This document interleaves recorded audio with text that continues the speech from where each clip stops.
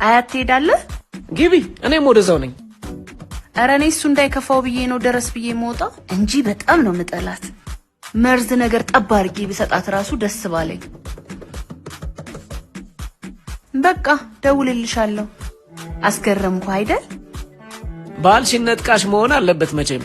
ኧረ ምን አባቷ ትነጥቀኛለች? የፍቅረኛ እህት ናት። ሁሌም አንደኛ ነኝ ነው የምትለው። ወንድሟ እንደማልንከባከበው ምናምን ነው የምታስበው። እህቶች እኮ እንዲህ ናቸው።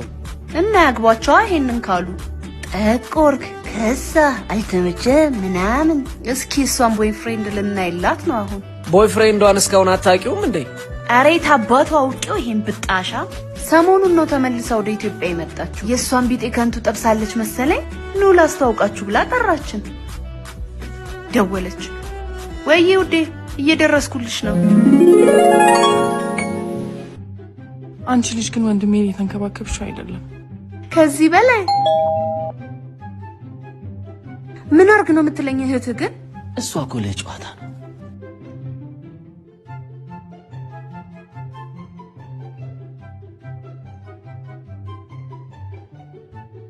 ወንድሜና የወንድሜ ሚስት ፍቅረኛዬ።